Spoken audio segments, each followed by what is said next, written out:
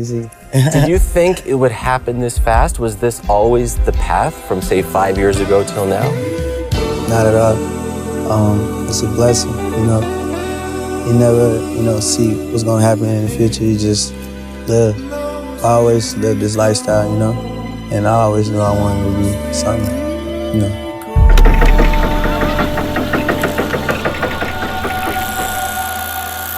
Playboi Carti's music style and personality is the embodiment of an icon.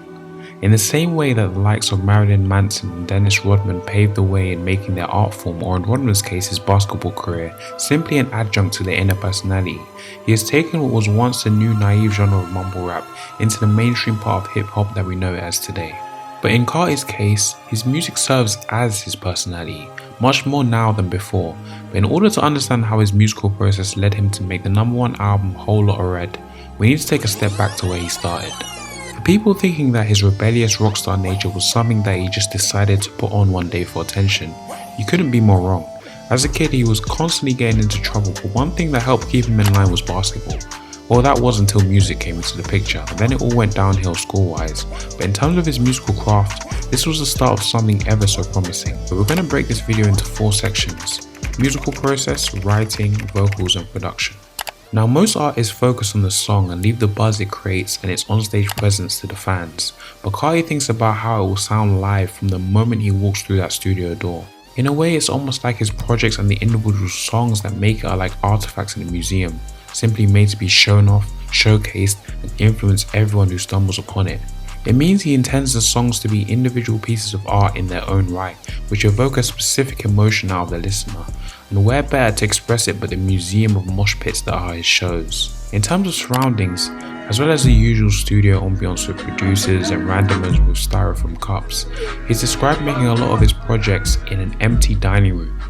When an interviewer went to his Atlanta abode, he recalled, "We walked past the dining room, which has clearly never been used for its intended purpose. Instead, a microphone with a pop filter is perched by the massive wooden table.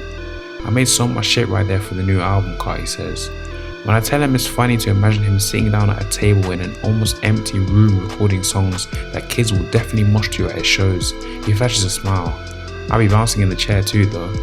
The emptiness of the room to record not only shows his versatility in emulating the vibe in his head directly to a song without needing outside presence to hype him up, but may also act as a blank slate to allow out his emotions, which makes sense because everyone is their true self when alone by themselves. Now, in terms of his writing, he does all of his own stunts, and that's obvious, but there's a much deeper level to his staccato bars. In the studio he said, "I'm right there in the moment, everything is freestyle, shout out Lil Wayne. I use whatever I bring with me that day. If something is stressing me out, I'll come to dish that. If I've been hanging around my street, I'll make street shit that day. No matter the vibe of that day, that's how I come." There's a big emphasis on the feel aspect when he writes, which makes every song ever so genuine.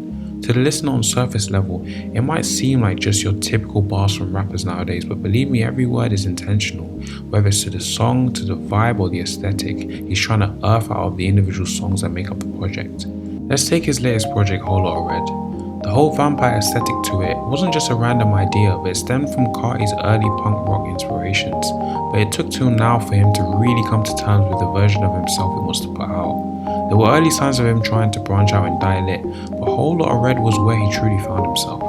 When asked to explain hit song Punk Mock, he said, "It's just an anthem of being alone in this game, and the people that you got, you can keep them right there because that's all you need."